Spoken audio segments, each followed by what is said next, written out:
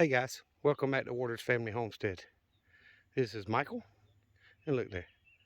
They're literally 25 feet at the most from me. But when I walked up, there was actually two right here, and they ran over there. So y'all can see those two. It's an hour and a half before dark, so there's those two.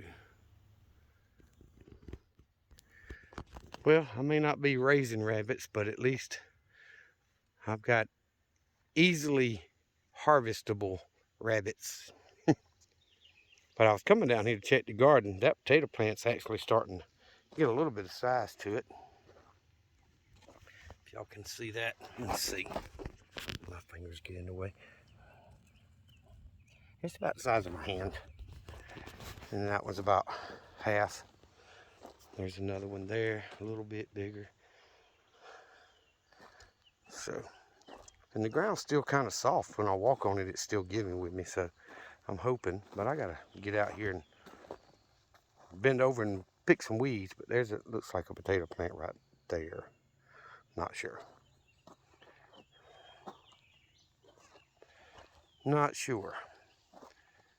That's definitely another potato plant. And that's another one, and then one right past it. So 1, 2, 3. And I'm trying to see the second row. I didn't get as many come up in the second row as I did the first. Neither one have done great on potatoes, but we'll see how it comes out. But that rabbit's just laying down in the grass over there. This one's deciding to move over here. He's right here at the end of the gonna be greenhouse. That one moved to the other end of the garden with me walking around. But it's an hour and a half, almost 2 hours before dark. And I've already got 4 rabbits in the yard. So they know I'm not trying to be a threat to them. But I came in and I did what I normally do. I fed the cats, and I just filled Sparky's feeder and waterer yesterday, water bucket. So he's good. I check the water every couple of days, but he goes 2 weeks with that feeder. So, but I told y'all in the last video I've had the adults locked up, and I left them with 5 in the middle pen and 10 hens in the left pen, plus the roosters. And I've been watching the eggs, and I don't see any signs that I've got an egg eater. No signs of, where the hay is, the straw is wet or anything. So in the first pen, there's 10 hens, 7 Wyandottes, 2 Blue Orpingtons, and a barnyard mix. Well, today I got 8 eggs from 10 hens, which is 80%. I can live with that. But these 5 hens in the middle, 1 barnyard mix, and 4 Blue Orpingtons,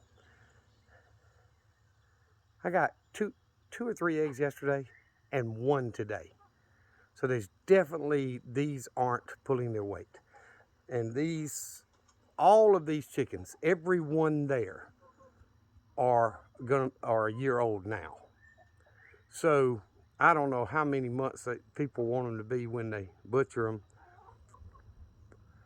But those 5 hens are approaching, if they can't lay better than 1 egg a day, or 10 eggs in a week out of 5 hens, yeah, they're getting close to where they're gonna be butchered. I'm sorry, but I ain't gonna feed a chicken that ain't gonna feed me. So all the Cornish cross, I told y'all they were getting kind of big. I filled the feeder up yesterday, and it's a little less than half today.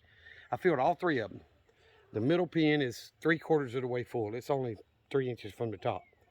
The last pen where the 12 chickens are at, no, 11, 1 rooster and 10 hens, their feeder's almost empty, and I filled it up yesterday.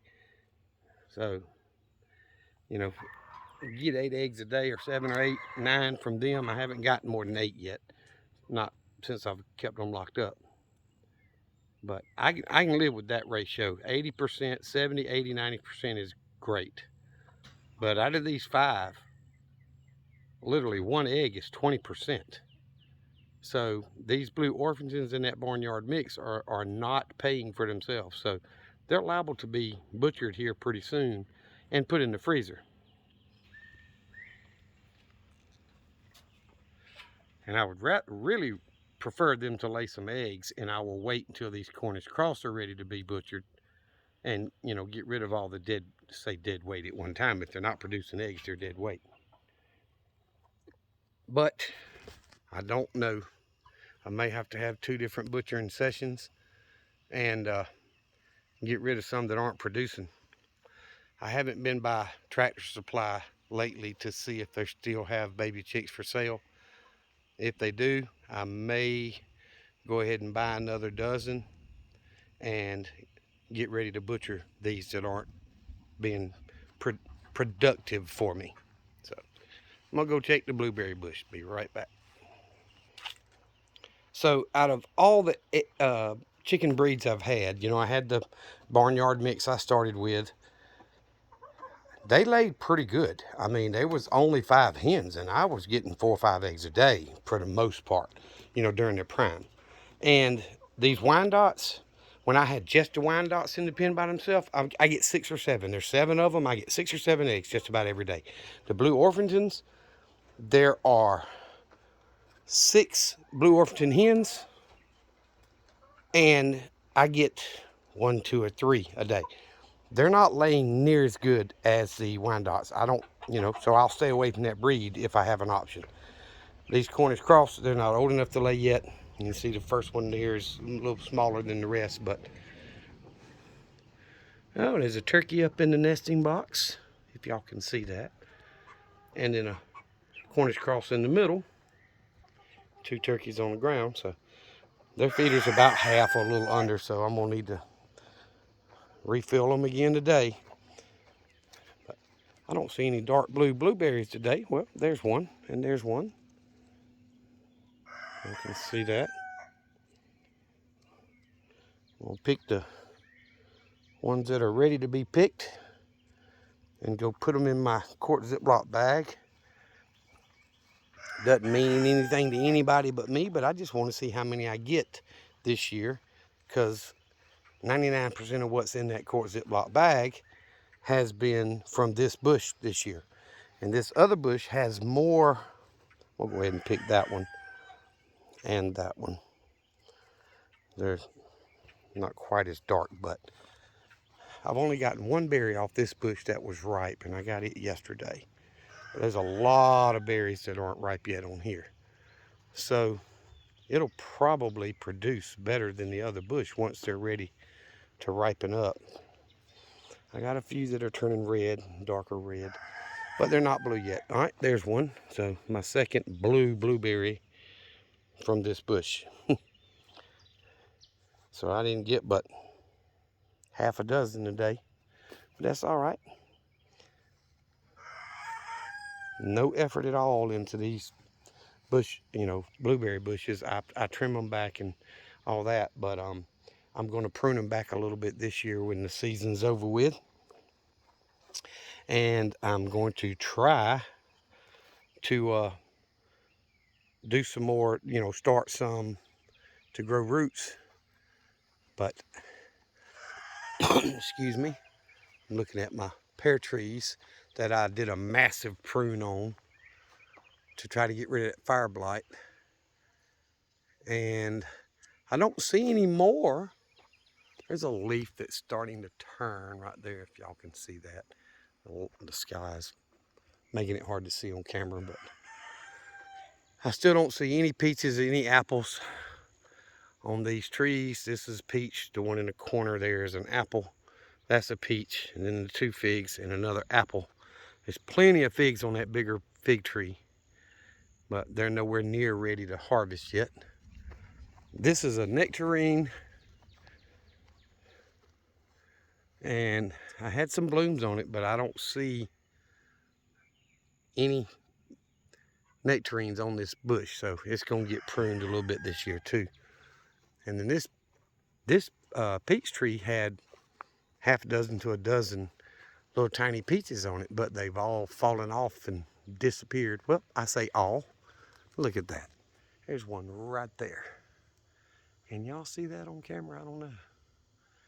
It's up there with the leaf. It's about the size, half the size of a dime. So it's tiny. I'm looking, there's another one about the same size. So I might still get a couple of peaches this year, I don't know. But I'm gonna prune these peach trees back this year too, because they're starting to get too long and lanky and stick out, and I'm pruning back and try to keep them from getting too far out of hand. But that's all I got, guys. I just wanted to show y'all the rabbits. I may not be raising them, but they're living right here on the homestead and they seem to be happy.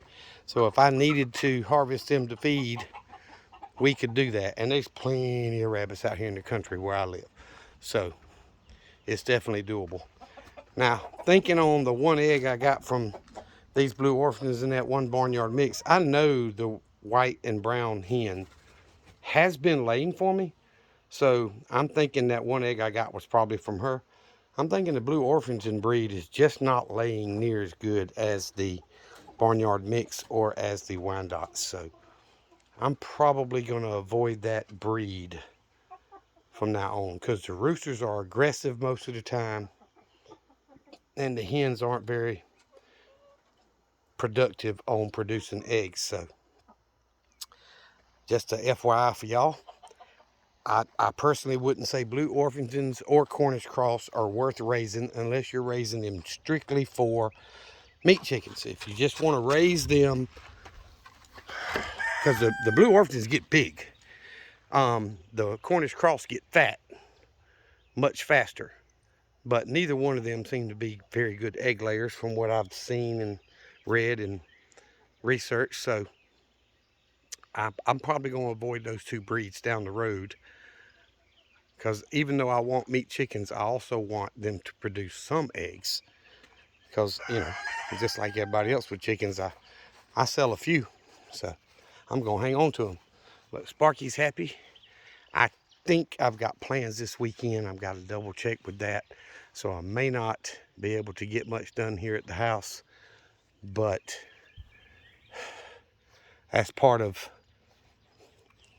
you know, I got a thing I got to do for one of my daughters and her kids and husband, so I may not get much done here on the homestead, but you know, I need to go help them if they're ready. So I'm gonna get off here, guys. I appreciate you watching the videos. If you're trying to choose what breed chicken to raise, if you want to raise them for meat and eggs, but plenty of eggs, Wyandottes is a good breed. I want some Rhode Island Reds because they are the best for the South. So if I can find some, I'll get them. But Wyandottes are doing phenomenal for me. The barnyard mix, which have got some Rhode Island red in them, do pretty good. The blue orphingtons, they're medium at best. And then the Cornish cross just seem to be, they say meat and egg layer. I think it's more just a meat chicken. Mine aren't old enough to lay eggs, but I've watched other channels that tell me their Cornish cross don't produce eggs very well at all. So I'm probably not going to fool with that. So I'm going to get off here, guys. Thank you for watching the videos. If you have not subscribed, please subscribe to the channel. And it really helps me tremendously. And hit that thumbs up button if you don't mind. It's absolutely free, and it helps me grow the channel. Thank y'all. Remember what I always tell you. Jesus loves you, and so do I. Y'all be safe. Be prepared.